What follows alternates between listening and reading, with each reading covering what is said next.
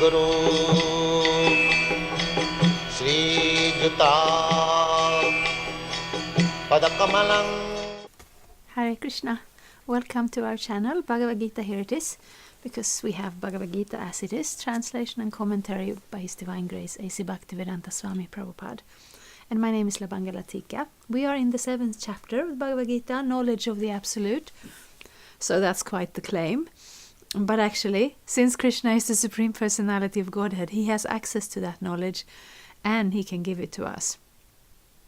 In the previous verse we heard that after many births and deaths, he who is actually knowledge surrenders unto Krishna. So it may take a while, because it's not going to happen against our desires.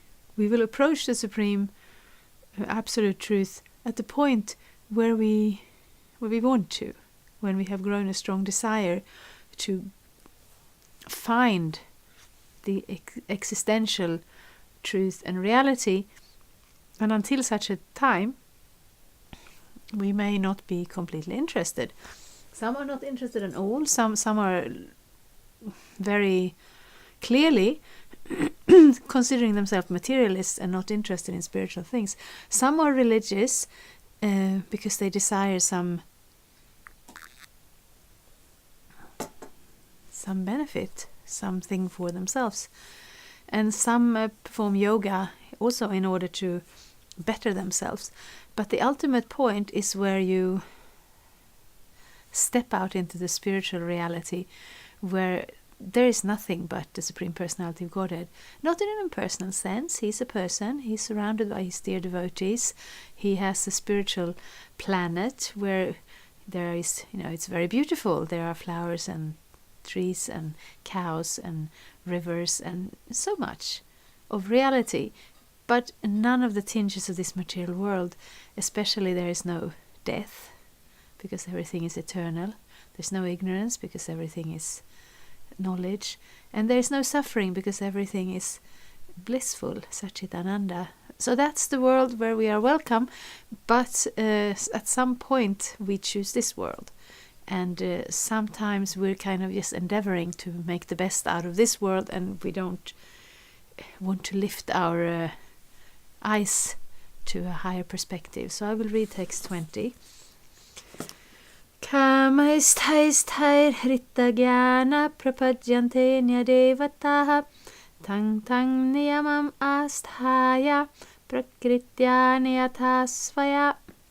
Those whose intelligence has been stolen by material desires surrender unto demigods and follow the particular rules and regulations of worship according to their own nature. Yeah, that has not been so much touched upon in the Bhagavad-gita. We did hear in the beginning of how Krishna was sending forth yagya and the demigods, and how we could be mutually benefited. But that wasn't really part of the yogic practices. So now we hear about demigod worship.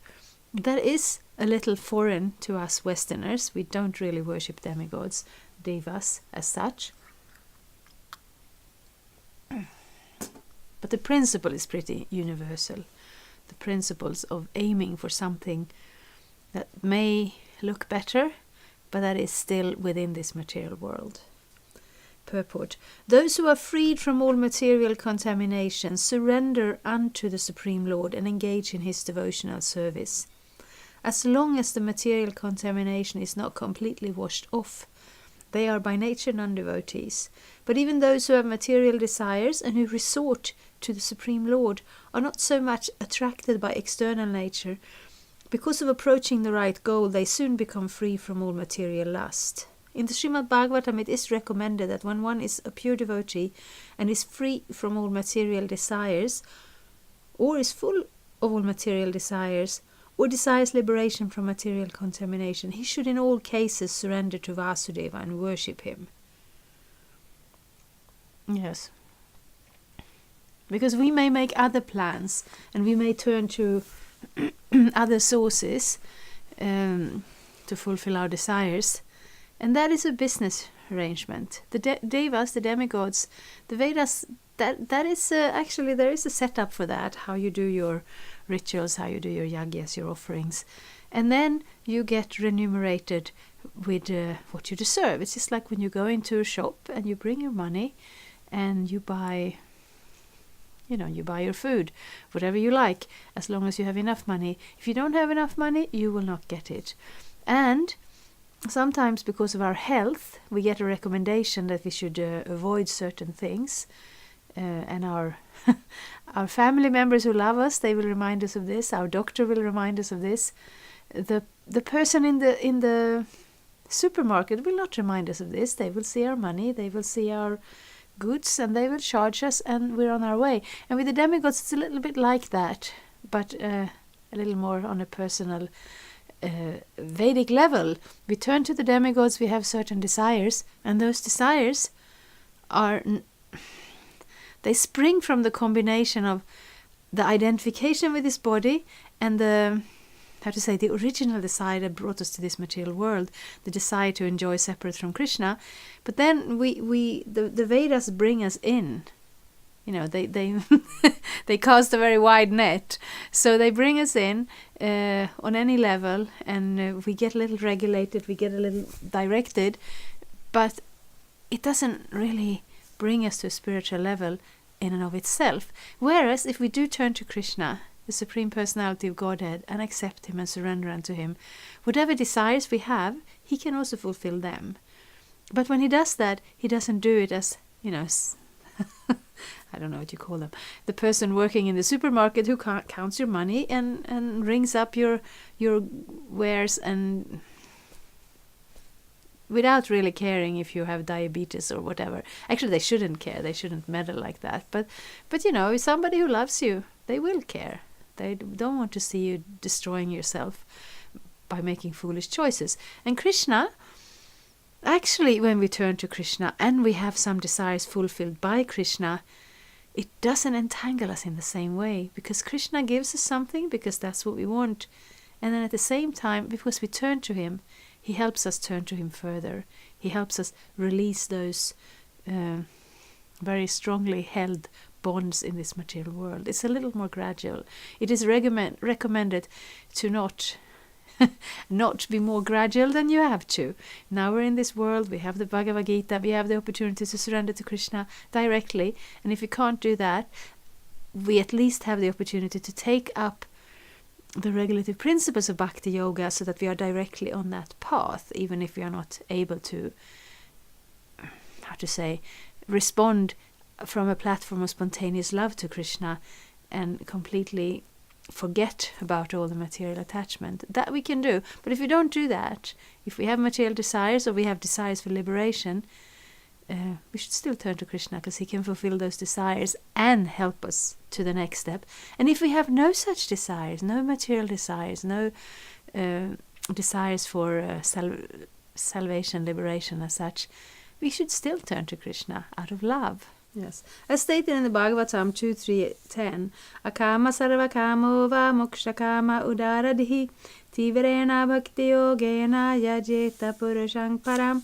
Yes, that was the Sanskrit for that translation. We got it in the other order this time. Whether one is a pure devotee and free from all material desires, or is full of material desires, or desires liberation from material contamination, he should in all cases surrender to Vasudeva and worship him. Less intelligent people who have lost their spiritual sense take shelter of demigods for immediate fulfillment of material desires. Generally, such people do not go to the Supreme Personality of Godhead because they are in the lower modes of nature, ignorance and passion, and therefore worship various demigods. Following the rules and regulations of worship, they are satisfied. The worshippers of demigods are motivated by small desires and do not know how to reach the supreme goal. But a devotee of the Supreme Lord is not misguided, because in Vedic literature there are recommendations for worshipping different gods for different purposes. For instance, a deceased man is recommended to worship the sun.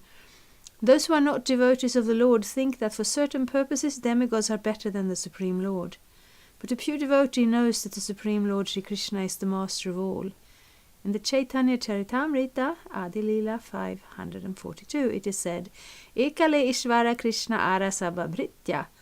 Only the Supreme Personality of Godhead, Krishna, is the master, and all others are servants. Therefore, a pure devotee never goes to demigods for satisfaction of his material needs. He depends on the Supreme Lord, and the pure devotee is satisfied with whatever he gives. Yeah, so it's, how to say, it's a way of changing the perspective. I'm from Sweden. We don't think so much about demigods. Sometimes some people think about God, but less and less, I would say. And then you have a pure devotee who sees Krishna in everything. And the level of the demigods, we can actually compare it to regular materialism. Of course, seeing the demigods, it's one step up, because it means we see the universe in a bigger perspective. We see that we are not independent. We cannot just create our own results out of our own desire or our own hard work. A devotee of the Lord takes this to the complete,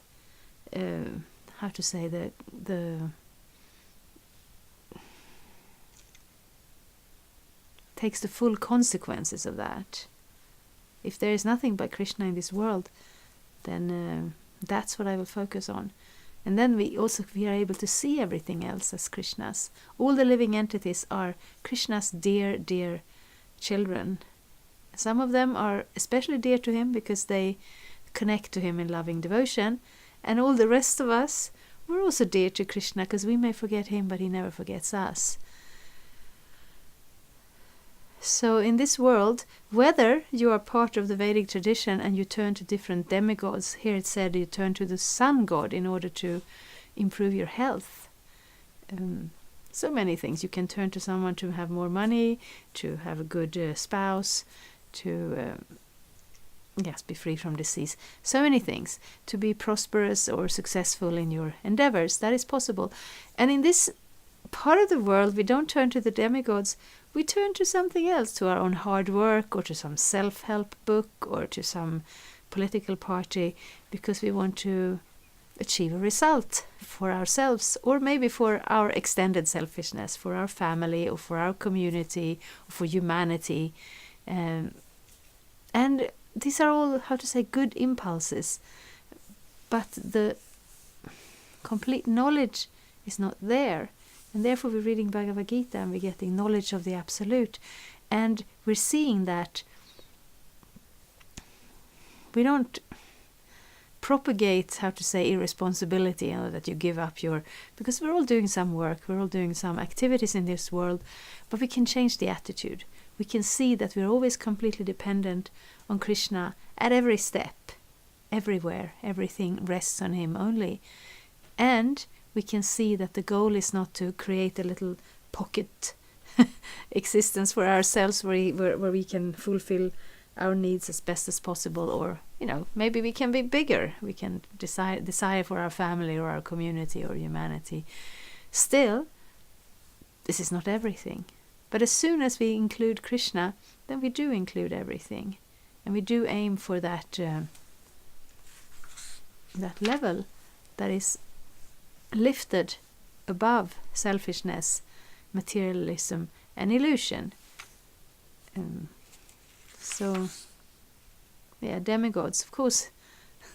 I know that actually I did not expect that, but I know some of the listeners are from India and they are part of that culture and they are more familiar with this than I am, or many of especially my countrymen. We don't know anything about that. And in some places it is very much a tradition to worship a demigod here or there, or in that family line, or in that town or village. Then we are especially connected to some of the demigods. So when we speak like this, we don't want to disrespect the demigods, because we know they are there. We know the devas are there. They are far more powerful than us. They have responsibility in the universes, and they are connected to Krishna. The problem is not about the question is not about disrespecting the demigods. The question is about understanding the perspective, understanding things as they are. Because Krishna is the Supreme Personality of Godhead, and he has so many devas. And they also connect with him, Vishnu, Krishna, in different ways. So that is the full view. But it's kind of interesting. Those whose intelligence has been stolen by material desires. It is like that. It's not that we take our intelligence and then we think about things in a rational way and we decide what is the ultimate best. It starts the other way and then we desire that. No, it starts the other way around. We have some desire and then our intelligence goes to work in order to get us there. So we want to hear from Krishna because that will awaken our natural spiritual desires to come closer to Krishna, and then the process of Bhakti Yoga is what takes us there. Thank you so much, Hare Krishna. I left some links for finding a Bhagavad-gita, a Hare Krishna temple, and also I made a playlist for all the chapters so far that we have gone through. Any questions? I'd be delighted to hear what you have in mind, and I'll do my very best to answer them. Thank you so much, Hare Krishna. Thank you for watching. We aim for updates every Tuesday and Friday. Please come back. If you have any questions or comments, please leave them down there. We also have some links and information for you. And there is, of course, the subscribe button. Thank you. Hare Krishna. I'm a Hare Krishna, and I approve this message. Subscribe. Hare Krishna, Krishna Krishna, Hare Hare, Hare Rama, Rama Rama.